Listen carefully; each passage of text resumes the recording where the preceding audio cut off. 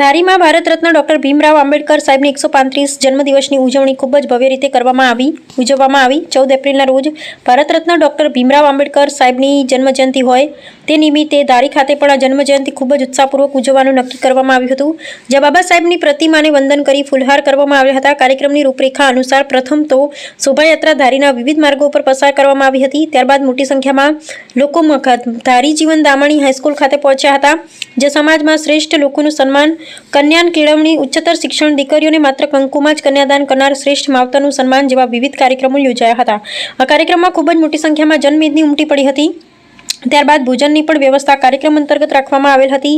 આ કાર્યક્રમ અંતર્ગત ધારી પોલીસ વિભાગ દ્વારા પૂરતો પોલીસ બંદોબસ્ત ગોઠવવામાં આવ્યો હતો।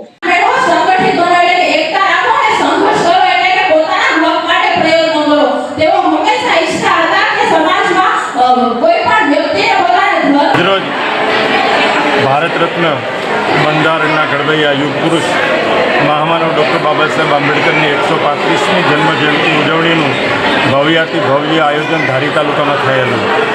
અત્રેના ડૉક્ટર બાબા સાહેબ આંબેડકરના સ્ટેચ્યુથી મહારેલી પ્રસ્થાન થઈ ધારીના રાજમાર્ગોમાંથી પસાર થઈ દામાણી હાઈસ્કૂલના સભાખંડમાં એક વિશાળ સભાના રૂપમાં ફેરવાયેલું।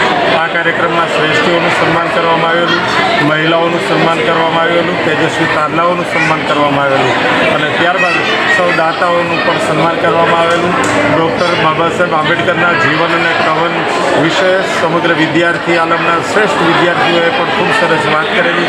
અમારા તરફથી પણ ડૉક્ટર બાબા સાહેબ આંબેડકરના જીવનના જે સિદ્ધાંતો છે એને જો અનુસરીએ તો જ ખરા અર્થમાં ડૉક્ટર બાબા સાહેબ આંબેડકરની જન્મજયંતિ ઉજવણી ગણાય, એ વિષય પર અમે ભાર મૂકી અને સરસ મજાના કાર્યક્રમનું આયોજન થયેલું। કાર્યક્રમને અંતે અહીંયા ભોજનની પણ વ્યવસ્થા છે। આ કાર્યક્રમમાં અમારા સહયોગી કાર્યક્રમના દાતા માનનીય મથુરભાઈ કપડિયા પણ ખાસ ઉપસ્થિત રહેલા। એમના તરફથી આ કાર્યક્રમમાં આજે 50,000 રૂપિયા જેટલી માત્ર રકમ પણ આપવામાં આવેલી। નીલકંઠ જ્વેલર્સ કેતનભાઈ ધોળકિયા એમના તરફથી શીલ આપવામાં આવેલું। જલારામ પ્લાસ્ટિક અને ગોપાલ સેલ્સ એમના તરફથી પણ વિદ્યાર્થીઓને ગિફ્ટ કીટ આપી અને સૌ સહયોગી બનેલા। બધાનો ખૂબ ખૂબ આભાર।